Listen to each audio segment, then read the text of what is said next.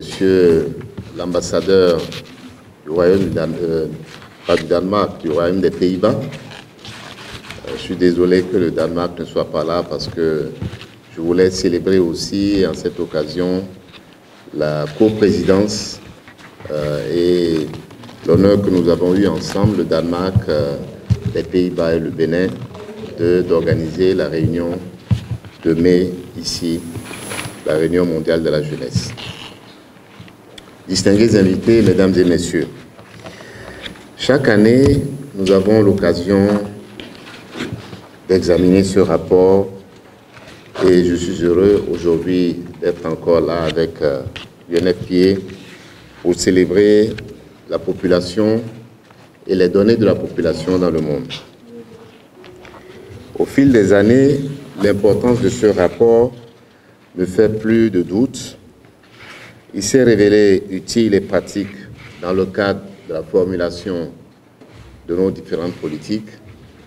Et je veux dire encore une fois, merci à nos amis de l'UNFPA pour le soutien qu'ils nous apportent dans l'élaboration et la mise en œuvre de nos politiques de population.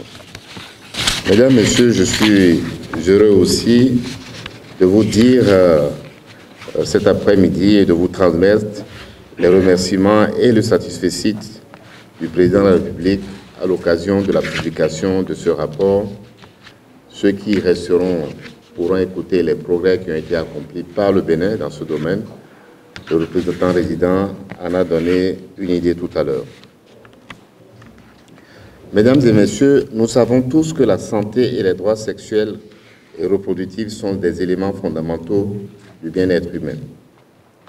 Alors que nous célébrons les progrès significatifs réalisés en cette matière et qui ont été rappelés tout à l'heure, il est évident que ces avancées aussi, et ça paraît clairement dans le rapport, n'ont pas profité à tous. Le rapport met en effet en lumière ceux qui ont été laissés pour compte, à savoir certaines femmes et certains jeunes, les populations marginalisées. Tous sont ceux qui continuent de faire face à des obstacles systémiques dans l'accès aux soins et à l'information en matière de santé et des droits sexuels et reproductifs. Pour nous au Bénin, qui luttons tous les jours pour les femmes et les jeunes, ceci est bien sûr inacceptable. C'est donc avec une attention soutenue et particulière que j'ai personnellement parcouru les différents chapitres du rapport. Et je dois dire qu'il met en exergue une analyse approfondie et éclairante des défis et des avancées que nous connaissons aujourd'hui dans le monde en matière de population. Pour le Bénin, puisqu'il s'agit de ça surtout cet après-midi, le présent rapport est fondamentalement un appel à l'action aux partenaires impliqués dans la santé et les droits sexuels et reproductifs. Cette action doit concerner la lutte contre les inégalités, ainsi que l'investissement dans la santé et les droits sexuels et reproductifs. Cet investissement est essentiel pour faire profiter à nos pays, et en particulier au Bénin, les dividendes de l'égalité et des sexes. Nous avons mis ici au Bénin particulièrement un accent sur les mesures à prendre pour être du côté des pays qui gagnent sur le dividende démographique. Ce sont les politiques en matière d'éducation. Je suis heureux que Madame la ministre de l'Enseignement supérieur et de la Recherche scientifique soit là.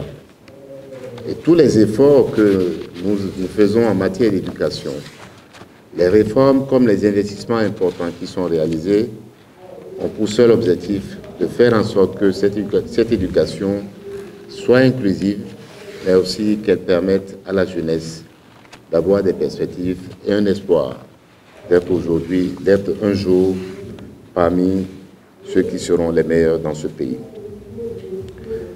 Mais cette politique aussi, c'est la santé. Et tous les investissements et les réformes qui ont été accomplis en matière de santé publique au Bénin sont là pour témoigner de notre engagement dans cette direction.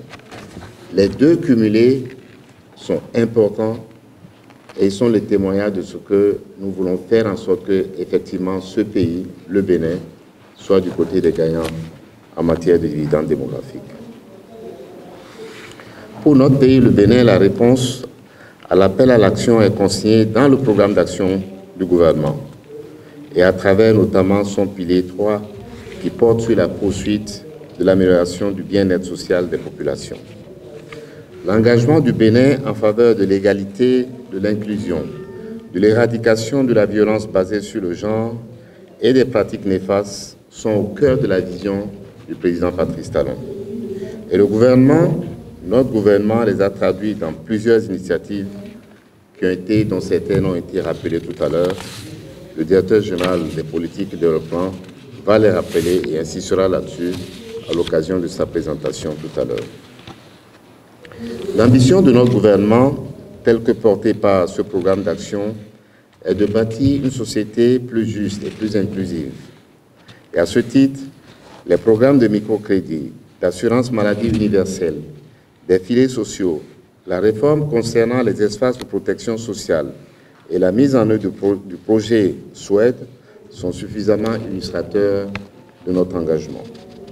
Ces nombreuses initiatives ont connu des résultats reconnus par nos compatriotes et salués aussi par la communauté internationale. Ce qui a conduit au choix, le représentant résident l'a rappelé tout à l'heure, au choix par les Nations Unies de nous faire abriter en avril dernier le premier dialogue mondial des jeunes dans le cadre de la célébration du 30e anniversaire de la CIPD. En abritant cette manifestation au Bénin, notre gouvernement a réitéré tout son engagement à accorder une attention prioritaire aux différentes préoccupations de la jeunesse, fer de lance du développement de notre pays. Mesdames et messieurs, les études prospectives de long terme 2060 en cours dans notre pays démontrent à suffisance notre volonté de poursuivre la planification pour prendre en compte les recommandations soulevées dans le présent rapport. Je tiens donc à réaffirmer l'engagement du Bénin pour la construction d'un monde de paix, durable et inclusif. Ce monde, pour être juste et équitable, doit tenir compte des besoins des jeunes et des femmes. Les recommandations de l'édition 2024 du rapport mondial sur l'état de la population nous offrent aussi une feuille de route précieuse pour renforcer nos actions. Et c'est donc sur ces mots que je déclare solennellement, officiellement lancé, le rapport sur l'état de la population mondiale, édition 2024. Vive la coopération internationale, vive le Bénin. Je vous remercie.